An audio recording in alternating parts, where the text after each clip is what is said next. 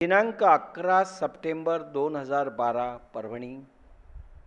ज्ञानेश्वरीच्या 12व्या अध्यायामध्ये भक्ती हा विषय स्वतंत्र रीतीने आपण घेतला. सध्या गोपीगीत किंवा वेणुगीत हा भागवतामधील भाग आपण पाहत आहोत. 106 तास आपण आत्तापर्यंत भक्ती या विषयावर ते बोललो. त्या पुढील भाग आता आपण पाहूया. भगवंताची रास क्रीडा भगवान व भक्तीच्या मिलनाची गाथा आहे. रास क्रीडा जी झाली, मधून मधून हे सगळे पॉईंट येतील, पुन्हा रास क्रीडेचं वर्णन येईल. रास क्रीडा भगवंताची जी झाली ती भक्त आणि भगवान यांच्या मिलनाची ती क्रीडा आहे, ती ॲक्शन आहे. भक्त भगवंत रूप कसा होतो आणि भगवान भक्त रूप कसा होतो आणि ऐक्यभाव कसं निर्माण होतं, ही रास क्रीडेची फलश्रुती आहे. ह्या दोघांच्या मिलनाची गाथा आहे, प्रेम योगाचे प्रकटीकरण आहे. दोघांनाही अफाट प्रेम समुद्राच्या तरंगामध्ये दोन्हीकडून वाहिल्या पाहिजे, त्या प्रेमगंगा, त्याची क्रीडा आहे. फक्त भगवत मिलनाचा भाव आहे तिथे, भगवंताच्या मिलनाचा भाव आहे. रास क्रीडा म्हणजे एंटरटेनमेंट नाही. आपण जसं जातो एखाद्या क्लबमध्ये तसं नाही आहे. पिक्चर नाही आहे, भोग वासना म्हणून नाही आहे, आत्मकेंद्रित सुख देखील नाही आहे की स्वतःला सुख मिळावं म्हणून गोपिका हे करत नाही आहेत. स्वसुख इच्छा नाही आहे, इंद्रिय सुख भोगाची इच्छा देखील नाही आहे. रासक्रीडेमध्ये काय नाही ते पहा, म्हणजे पुढे समजेल. भोग वासना नाही, मलाच स्वसुख मिळावं म्हणून आत्मकेंद्रितपणा नाही, इंद्रिय सुख भोगाची लालसा नाही, अतिरिक्त वासना, बाकीच्याही अतिरिक्त एखाद्या वेगळ्या वेगळ्या वासनाचा चित्तावर आघात नाही, की काही वासना निर्माण झाल्यात आणि चित्तावर ते आघात थोडासा आघात निर्माण झाला असं नाही. कुठलाही चित्तावर आघात नाही, एकदम विचार शून्यता आहे, विकार शून्यता आहे, कल्पना शून्यता आहे. पहा, जे ध्यानाने साध्य होणं मुश्किल आहे, हजारो वर्षाला ध्यान लागलं पाहिजे तर एक घडतंय. येथे फक्त भक्ताचे परिपूर्ण प्रेम समर्पण आहे,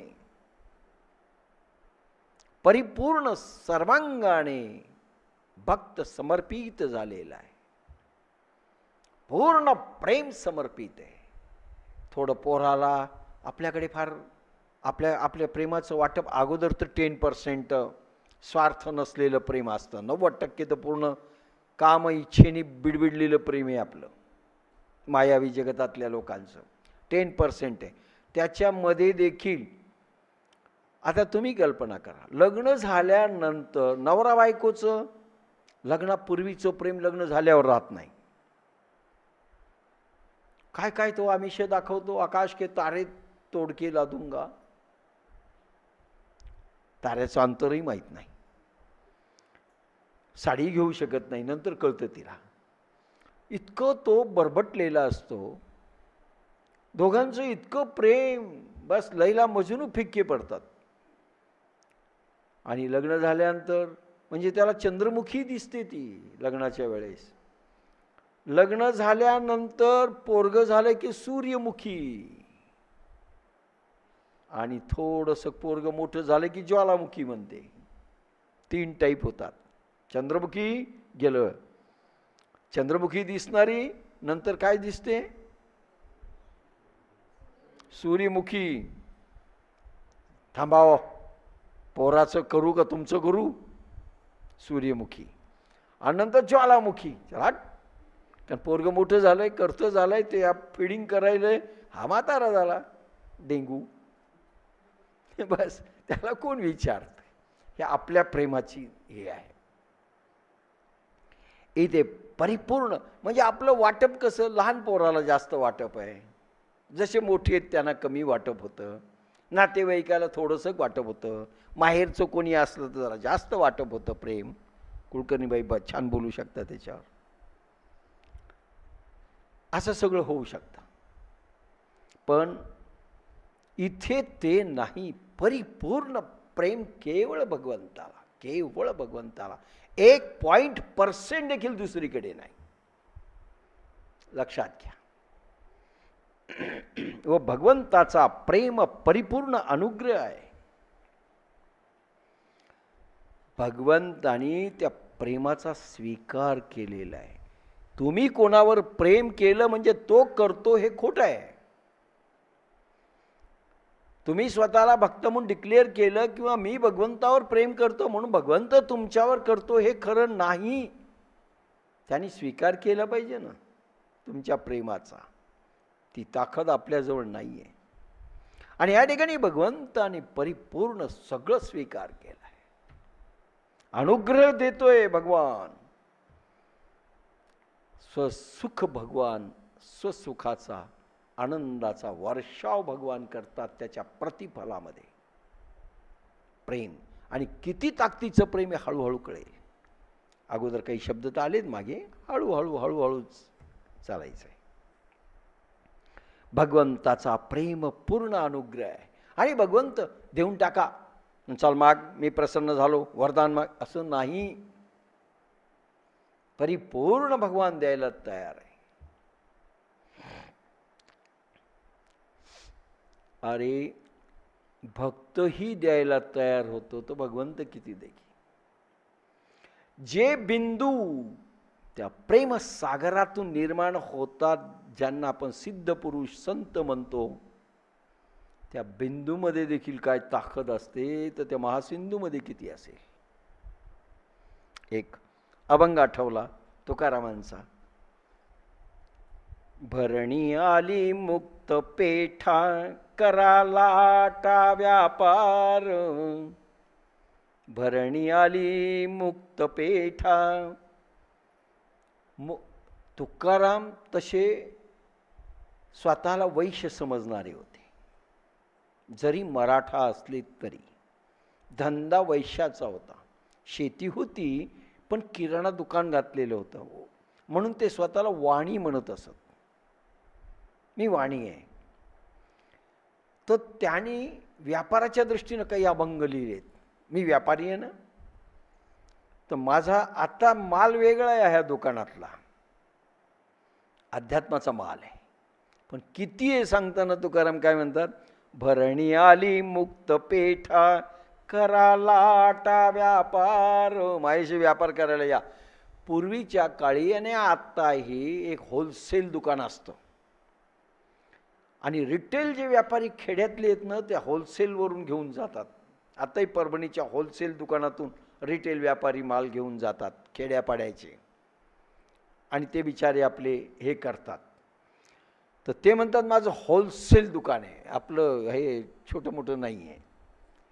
आणि लाटासारखे या, किती लोक या माझ्या पिढीवर आणि व्यापार करा माझ्याशी.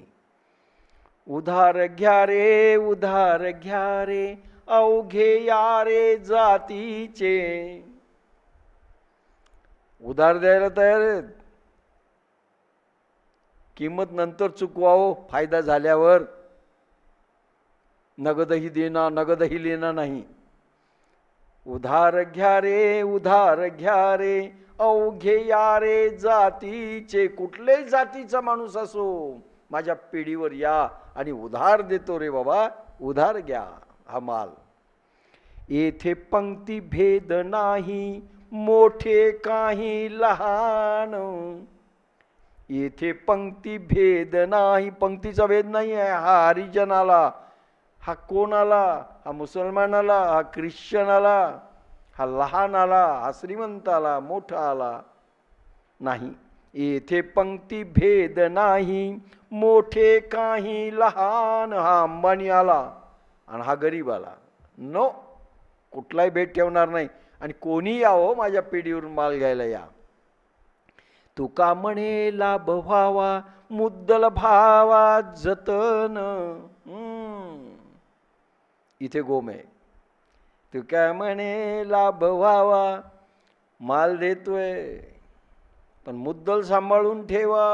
आपलं मुद्दलच जात आहे. ज्याने ज्याने साधना घेतली, जे ताकदीचे अनुभव आहे त्याच्या पुढे सरकायला पाहिजे. व्यापार कसा असतो? व्यापार करणारा मुद्दल तसाच ठेवतो आणि प्रॉफिट काय झालं तो पाहतो, मुद्दल जाऊ देत नाही. तुकाराम पक्के व्यापारी होते. ते म्हणले मुद्दल जाऊ देऊ नका. तुम्हाला जे दिलंय आणि जे तुम्ही सामर्थ्य मिळवलंय ते मुद्दल कायम ठेवून किती वाढवायचं ते व्याजाने वाढवा. माझा माल उधार द्यायला तयार आहे. याती क्षुद्र वैश्य केला व्यवसाय. तुकारामांचा एक अजून एक तुकडा आहे. याती क्षुद्र वैश्य केला व्यवसाय. सगळ्यांशी व्यवसाय केला. आमचे ज्ञानेश्वर माऊली देखील म्हणतात, ये मराठीची नगरी, ब्रह्मविद्येचा सुकाळ करी. माऊली दुकान घेऊन बसलेत. देणे घेणे सुखची वरी, हो देया जना. ये मराठीची नगरी, ब्रह्मविद्येचा सुकाळ करी. देणे घेणे सुखची वरी, हो देया जना. ह्या जनतेला ब्रह्मविद्या वाटली पाहिजे. वाटायला आलोय मी.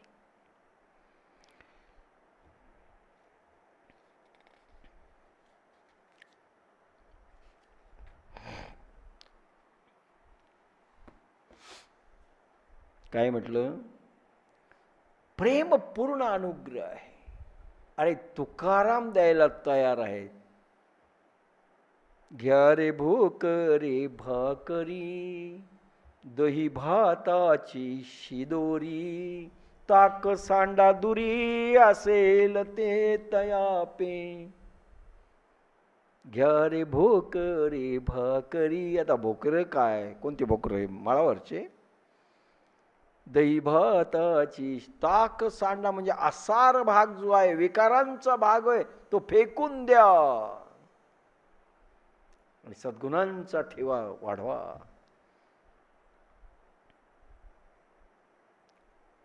प्रेमपूर्ण अनुग्रह भगवंताचा. अरे इथे भक्त कमी पडत नाही. तुकाराम म्हणतात खूप माल आहे माझ्याकडे.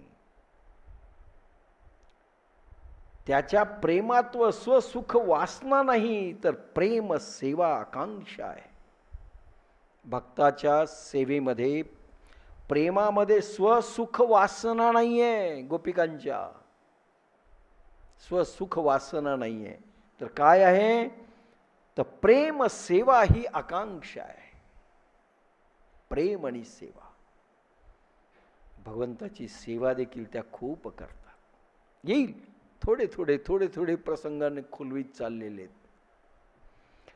गोपिकांच्या ह्या भानवृत्तीने त्या भगवंत प्रेमास पात्र झाल्या.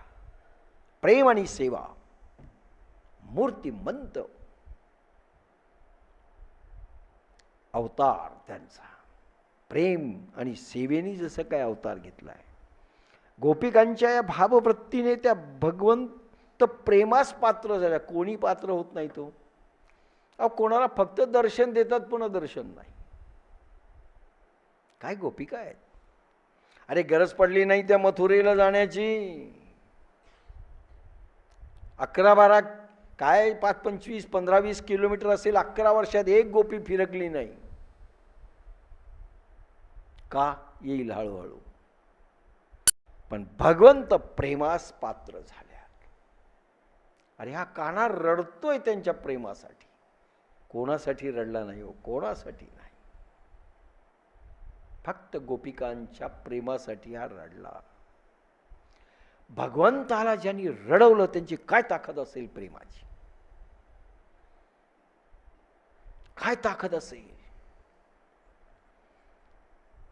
आपण भगवंताच्या प्रेमासाठी रडतो, पण भगवान बिलकुल पाहतही नाही, कारण आपलं सगळं मायावी प्रेम आहे,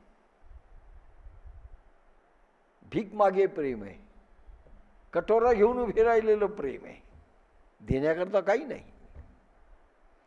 भगवंताच्या उत्तुंग प्रेमाच्या शिखरापर्यंत त्यांचे प्रेम गेले आहे. बाप्पासाहेब म्हणायचे, एक उदाहरण द्यायचे, किती श्रद्धा आणि प्रेम पाहिजे. आम्ही छोटेच होतो, हसत होतो.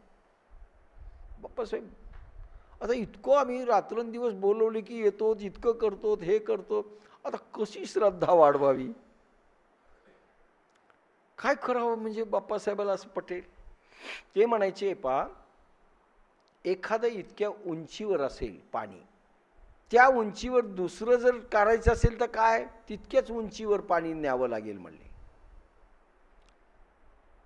त्या उंचीवर पाणी न्यावं लागेल म्हणजे ते बरोबर जातं म्हणले. तुम्ही त्या उंचीवर नसाल तर पाणी कसं तुमच्यापर्यंत जाईल म्हणे. माझ्या प्रेमाच्या इतकं तुमचं असं उतुंग झालं पाहिजे म्हणले. बरोबर येईन, लक्षात घ्या. इथे तो भाग आहे की भगवंताच्या उतुंग प्रेमाच्या शिखरापर्यंत, भगवंताचा अर्थ तो प्रेमाचा अवतार आहे. मी म्हणलं भगवान कृष्ण म्हणजे प्रेमाचा मूर्तिमंत अवतार, आनंद आणि प्रेमाच्या मुशीतून जे निघालं ते म्हणजे भगवान कृष्ण. मूर्तिमंत उत्तुंग शिखर जे भगवंताचं प्रेम किती आहे, उत्तुंग शिखर आहे ते प्रेमाचे, तितक्या उंचीवर गोपिकांचं प्रेम गेलेलं आहे. म्हणून यथा व्रज गोपिकानाम, नारद म्हणतात शक्य नाही, उद्धव म्हणतो शक्य नाही, अर्जुन म्हणतो शक्य नाही. लक्षात घ्या, ही मोठमोठी मंडळी, सनक सनंदन सनत कुमार देखील फिके पडले. नारदाला विनंती करतायत, नारदा सांगा भक्तीचं रहस्य, तुम्ही सांगा. आणि नारद सगळं सांगून सांगतात, यथा व्रज गोपिकानाम, गोपिकांसारखं.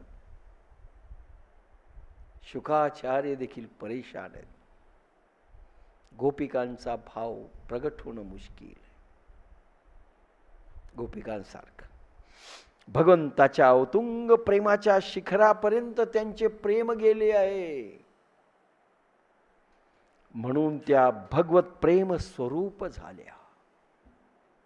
त्या गोपिका भगवत प्रेमास पात्र झाल्या. उत्तुंग प्रेम भगवंताचं ज्या उंचीवर आहे त्या उंचीवर यांचं गेलं आणि म्हणून त्या भगवत स्वरूप, भगवत प्रेम स्वरूप झाल्या. व भगवंताने देखील प्रेम वितरण केले हो. स्पर्शामधून, बासरीमधून, स्वरलहरींमधून तिन्ही शक्ती वाहत आहेत भगवंताच्या. सोपं नाहीये. वंशी नाद करण्याचा हेतू काय, आता हा थोडा पार्ट आहे भागवतामधला. वंशी नाद हेतू काय, व्हॉट इज द इंटेन्शन, काय हेतू आहे. भगवंताचा वंशी नाद प्रेमी व प्रेमास्पद भक्त व भगवान प्रेम व प्रेमानुग्रह करण्याच्या अदम्य प्रेरणेमुळे पूर्व रागाचा उदय करण्याकरिता वंशी नाद झाला. पूर्वराग काल पाहिलंय आपण. काय असतो पूर्वराग, किती उंचीवर असतो, काय काय स्वतःच्या अंगात आलं पाहिजे. पूर्वरागाचं वर्णन खूप डिटेल आलेलं आहे.